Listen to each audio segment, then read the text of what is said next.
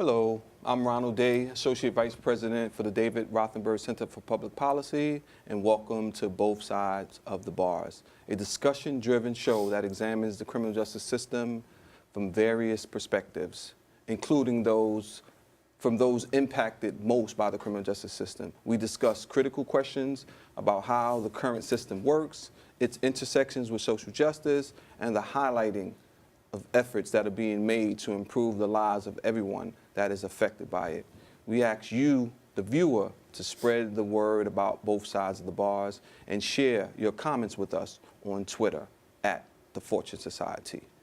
And I'm sitting in today for our usual host, Marlon Peterson, and he sends his regards to everyone. So I'm going to introduce you to our guest today. And first we have Dionna King, who is the community organizer at the Education from the Inside Out. The issue that we will be talking about today is access to higher education for people impacted by the criminal justice system. And through organizing communities that have been adversely impacted by the criminal justice system and individuals who are residents at the Department of Corrections and Community Supervision facilities, you have been working to further get people access to higher education for community members who are incarcerated and those who have returned home. And Dionna she is an alumnus of Florida A&M University, where you study journalism and photography, and the New School, where you receive your BA in social inquiry. And we also have with us Lorna Woodham, Lorna recently began working with Dignity in Schools campaign. She believes that the path to healing our communities begins with ensuring equal access to education. Lorna has participated in leadership positions at the Osborne Association and Healing Communities. As a dedicated social justice activist with much personal experience concerning the effect of incarceration on families, Lorna has spoken on panels at the Silverman School of Social Work, at the Osborne Association, at Riverside Church, and Camp Promise, a camp for children with parents who are incarcerated. Lorna holds a BA cum laude in anthropology from Columbia University and is currently pursuing her MDiv, MSSW at Union Theological Seminary and the Columbia School of Social Work. So thank you for being on both sides of the bars. So with the theme being access to higher education, I want to start with a question for you both. And it's, why is it imperative that higher education programs be present and accessible in correctional facilities? And how does it impact the rate of reentry and safety inside of the facility and employment opportunities for people once they're released from correctional facilities? Definitely, and thank you for having us on, Ronald. Sure. It's our pleasure. I guess before we answer this question, it's important to look at who is currently residing inside correctional facilities and what educational background they come from. If you look at New York State and the residents that populate corrections facilities, we find that a lot of the residents are wholly undereducated. So 16% of incarcerated persons inside corrections had a tested reading score of a 0 to 4th grade level, 12% at a 5th to 8th grade level, and 12% at a 9th to 12th grade level, leaving only 59% with a verified high school degree or a GED. So we're dealing with a population of people who haven't had access to education prior to entering correction facilities. And while DOCS recognizes that it's important that there's some form of education inside of corrections, it's really limited to high school equivalency. So while access to higher ed might be attainable at certain correctional facilities, sure, any person who enters a correctional facility can get their GED. We understand this is significant because access to education is one of the greatest tools we have to lower recidivism rates inside a correctional, and once a person reenters. Sure.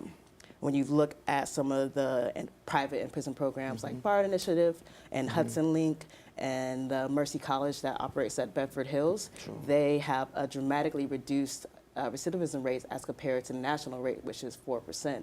I believe BARD Initiative has a recidivism rate of 4. Mercy College has a recidivism rate around 7.7, and Hudson Link has a recidivism rate of like 1%. And these are studies that they actually done? Yes, these are. Right.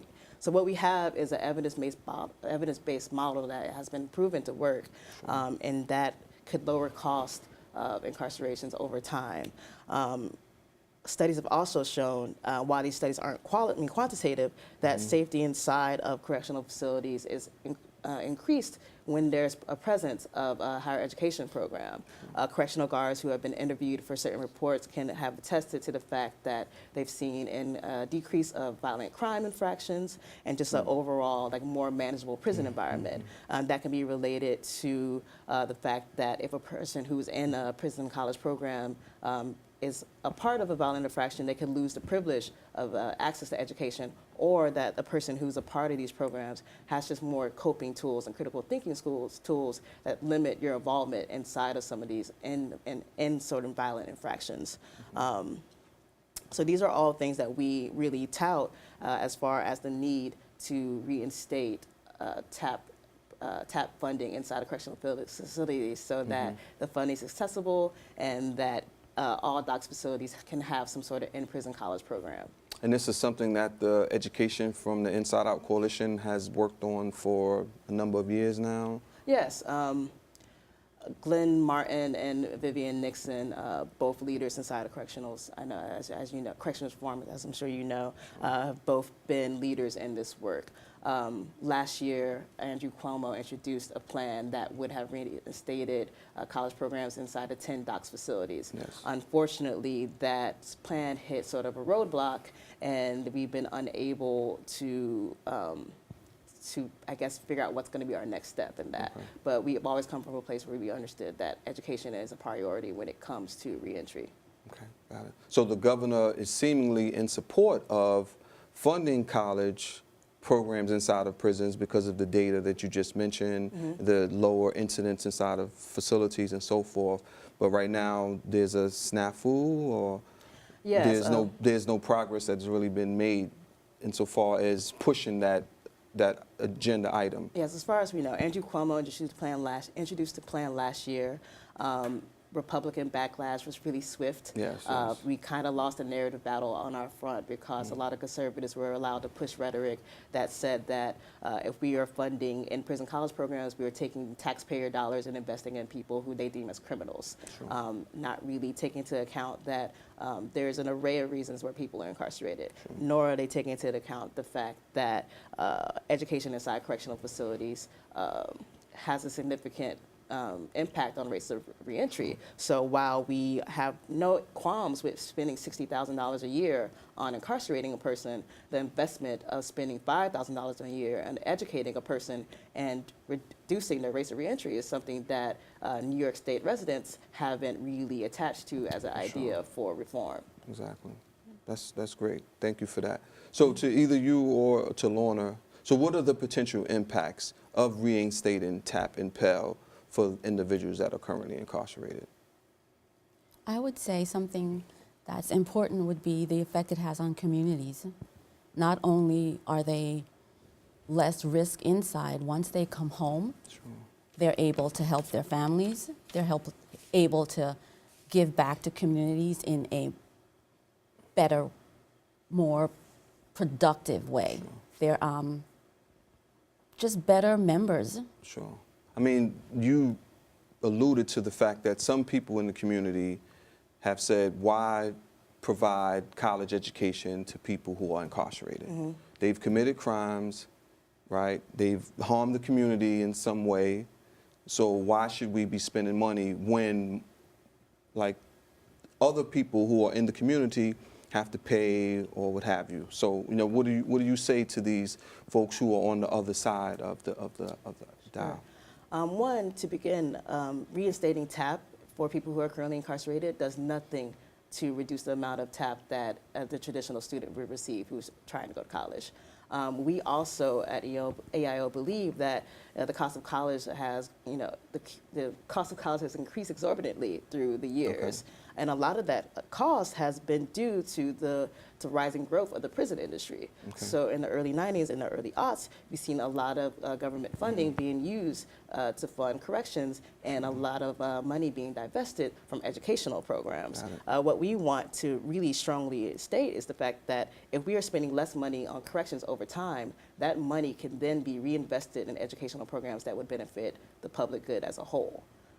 So I just think people need to sort of think long-term growth as opposed to thinking about how they feel emotionally when it comes to doing really like reform-oriented and rehabilitative-oriented programs inside of correctional facilities. So to your original point, then, access to TAP or Pell is basically needs-based then? Yes. So someone who is eligible would get access to it, and someone who's eligible inside of a prison would get access to Yes. it. So that argument then is kind of nullified that people in the community have to spend money, right? And someone inside doesn't. Exactly. Okay, got it. All right, so another question for you. How does criminal background screening affect educational opportunities for individuals who have been involved in the criminal justice system? Because we know there's this issue about some colleges having the box on their applications and that being potentially, discriminatory in some way. Some people deciding that they don't want to, go through the rigmarole of providing and producing documentation. So there are a number of issues associated with it. So what is the coalition's position on having the box and how it affects educational opportunities? So either one, Lorna or Dionna, can answer that question. All right. You want to take this one, Lorna? Sure. The box discriminates, and it prevents, and it often stops stops individuals who are clearly qualified to go into college just by the box being there. Okay. They'll see the box and it hesitates, and they hesitate, Sure. and they refuse to even go further. And in fact, even after they have perhaps used the box and they've been approved and they've gotten into college, sometimes, for instance, if they apply for an internship, it may then later on go back and backfire on them and affect them during their internship. Okay. For instance, I know of a young man who was in school. He applied for an internship. He was accepted, and then later on, midway through the internship, a background check came back, and he was then removed from the internship, which directly impacted the young people that he was working with, and also him, and potentially his ability to graduate. Wow. So it has far-reaching effects. And Dionna, what do you have to say to that particular point? Yes, I completely agree with Lorna. And to speak further on EIO's position, last year we introduced the Fair Access to Education Act, which would bar schools from asking about a person's criminal conviction or felony record during the application process. And so to deter that, not to delay that process until after acceptance. So instead of having to check the box on the application and having that information be used to qualify you as a student or not, you will be accepted, and then on some other forms, through some other process, you will be asked about your criminal background. And at that point, once accepted, a school cannot take away your access to education. They cannot revoke your acceptance after the criminal background screening. What we find is that a lot of students who would be qualified based on their grades and other achievements are being sort of pushed out or excluded from educational opportunities because of the supplemental directives that they are called upon to produce after they check the box during the application process. So how it works is a student, they go through the application and they get to the question and they fill it out and they submit it. Not soon after that, they receive a form from the school asking them to provide certain supplemental documents. And some of these documents can be almost impossible to obtain. If not impossible, they come at a cost to the student. And if we're dealing with a student who's recently re-entering from a facility, they might not have those funds immediately available to pay for a DCJS report. Also, with schools who do ask for certain paperwork like the DCJS report, that report has all your arrests, all your convictions, even things that have been sealed. So schools, employers don't even have access to that information. But why does the student then have to get that report at their own cost and then provide it for the student for review? So some of the colleges are requesting that particular documentation? Yes. Not all colleges. And another issue especially as it relates to schools within the student system, is that there is no sort of blanket directive for how schools engage with students with criminal histories. So that allows for individual schools to set their own processes. And a lot of times these processes aren't defined by anybody who has any understanding of criminal justice and criminal justice reform. So we have found that schools have asked for campus security guards or local police to sit on these sort of advisory committees that a student then has to sort of state their case in front of. And then after that, these specific bodies who are sort of chose arbitrarily get to determine whether or not that particular student has access or not.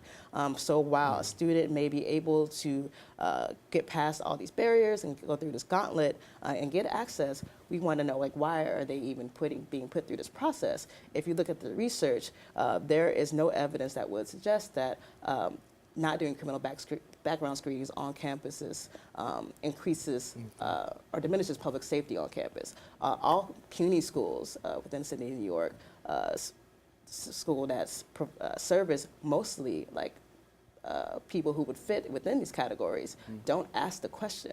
Like, none of the schools do. And they do not show an increase in public violence on campus or any sort of crime on campus. So there's no sort of evidence to suggest that this model is effective. What we do see is that it leads to application attrition, which is the fact that students, they see the question, or potential students see the question, they feel the stigma attached to it. They've gone through this before, either by in housing or employment, and they feel that that process of exclusion beginning to happen again, and they're either they don't complete the application and they don't submit it, and then you're disqualified from acceptance just because you haven't completed the application.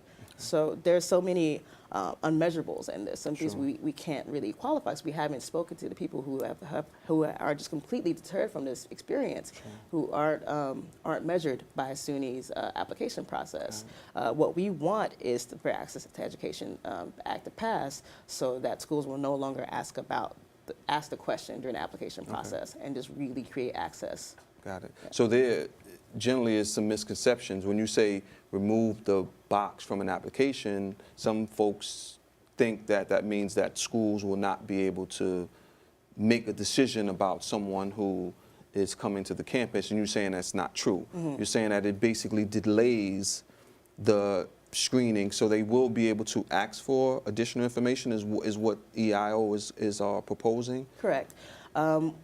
We aren't taking away schools' right to ask the question. Okay. Like you say, we're asking for them to delay it, and that's to determine things such as housing and supportive services, not to revoke admissions altogether. Okay. We just want schools to really recognize the fact that they sort of have an institutional responsibility to provide education for people who have been historically removed from educational realms. So what is your goal as an educational institution? Is it to be, in a way, complicit with these sort of archaic criminal justice practice, or is it to challenge that and to evolve and to be an ally in this space and sort of another deterrent or a barrier? Okay. So if public safety hasn't increased on a large university system like CUNY, right, then why is it that some colleges would continue to ask for and sometimes require this information, and how do we change this paradigm so that people who have been impacted by the criminal justice system can get access to higher education? Because I would be thinking, if I'm someone who's concerned about public safety, if the data doesn't reflect that schools are less safe, then why would I continue to do something like this? I mean, isn't it just about trying to get this information to the powers that be so some of these policies can be changed? Exactly. I mean, I wish I knew the answer to the question. It would make the advocacy effort a lot easier. But I think it's also that placebo effect of safety as well. Okay. So if we can ask the question, if we know it's coming, we can sort of guess and sort of figure out what's going to happen, but it really doesn't work that way. Sure. Most of the crime that happens on campus is done by first-time offenders. You can't really measure for circumstantial criminal acts. Sure. What we want schools to know is that their process of criminal background screening has little to no effect on safety on campus. Okay. And what you are is missing out on students who could really positively impact the culture of these schools, have significant roles inside the classrooms, speak to experiences that a traditional student can't really attest to. I know from my own experience, I'm a new school student. A lot of my sort of indoctrination on criminal justice reform came from a class that I took on criminals and communities by Professor Bahia Muhammad, who's now doing an Inside Out program at Howard University in DC. But I also, new school asked the question, so how in one avenue do you provide students with opportunity to learn about CJ reform, but you're also sort of facilitating these processes on the back end. So just to think about being more inclusive and opening up space. I think if that's a argument that we can really push with SUNY Central and really hold them accountable to their core values, which is inclusion and diversity. That's something a way we can sort of make headway and sort of change the narrative. Got it. And as we move towards the end of the show, what are some policy recommendations that the EIO Coalition has that could move the agenda forward? Yes, so right now, we are asking that Governor Andrew Cuomo put a line in the budget for TAP reinstatement, to provide that funding in there. If that doesn't happen, we are asking that they move on S1367, which is a bill that's in the Senate, and it's a TAP ban repealer, so that it would repeal the 1995 ban that George Pataki enforced, and that way people who are incarcerated would then again be eligible for TAP funding. We are also asking for the Fair Access to Education Act to be passed. The Fair Access to Education Act is currently residing in the Crimes Committee. If people who are watching this show can research their districts and see if one of their senators happens to be in the Crimes Committee, it would be great to reach out to them and begin having those conversations and implore them to move these particular bills out of their committee and onto the floor. The TAP restoration bill is a bill that has been sitting in the House for a significant amount of time. And it's one of those bills that's not really going to move without community support. And raising awareness and increasing visibility about this particular issue is going to be really necessary. We lost the narrative argument when it came to the private programs. But the people who are mostly impacted by this, people who have loved ones who are incarcerated, who don't know that higher education is something that has such a significant impact, need to take the lead inside of these in these meetings with these senators and say this is something that we demand. So at EIO, we are really doing a lot of community engagement, a lot of community meetings where we're just really just having conversation about this particular issue. As an organizer, I've gone out and talked to many people, and if I knock on a door and we start talking about these issues, instantly somebody starts to talk about a loved one who's incarcerated. They either tell me that, I have a brother or a cousin, and they received their master's inside of while they're incarcerated, and they tell me what they did, and they didn't know that not everybody had access to these programs. So it's just like taking these people and making sure that they're centered in the work, that their stories are heard and resonate more than anybody who's speaking out of fear or ignorance. Got it. And Lorna, I know you've worked diligently to help get some of these issues some traction.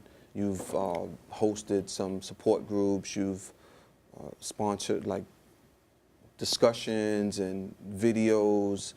So what does the groups that you're involved with have to say about policy recommendations? That we need to be more inclusive, I think, of community members. We need to continue reaching out and getting people to move beyond the stigma of having a loved one who's incarcerated. I think that prevents a lot of people from coming forward. So we need to find a way to promote family members to be willing to step forward. And you've been doing that, right? Yes. How have you done it? I've done that through having a group that meets twice a week, and we meet to talk about different issues that come up and find ways to support each other and or our loved ones who are incarcerated. Got it. So before we close out, any final comments about access to higher education for people who are transitioning out of correctional facilities? Comments. That it's a right. I think that we lose sight of the fact that education is a right. Okay. And it's a right that everyone's entitled to, whether you're incarcerated or you're free. And we should work to make sure that everyone gets that right. Yes. Michael J. Love, who is an EIO member who currently is a resident at Fishkill Correctional Facility, sent me this essay about education inside corrections and public safety, and is society really serious about public safety? And in it, he wrote that education and higher education has been sort of understood as a privileged right for a privileged few instead of an unassailable right for everybody. And to really just talk more about what Lorna already brought up is that higher education is a tool that everybody needs in order to get employment that provides a person with a living wage and to be a productive part of society. So if we are spending all this money to incarcerate community members who, in 97% of these people are going to come home, what are we telling them that they are coming home to if we're not investing in their future? Sure. And at the Fortune Society, we've worked closely with the coalition, and we want to continue to do that. I mean, as you talked about previously with the data, I mean, we know that the more you invest in communities, the greater the likelihood that people are going to not be involved in crime, and they'll have access to employment, they have access to education, and so forth. So, you know, we're excited about the work that's happening at the coalition, and we look forward to continuing to work with you. And thank you for being on the show today. Thank you for having So, us. thank you to our guests for joining us on both sides of the bars today, and thank you in TV Land for joining us as well. If you're interested in finding out more about the Fortune Society, please check us out on our website at fortunesociety.org or on Facebook by typing in the Fortune Society. This is Ronald Day as we critically look at both sides of the bars. Thank you. Thanks, Appreciate having you on the show.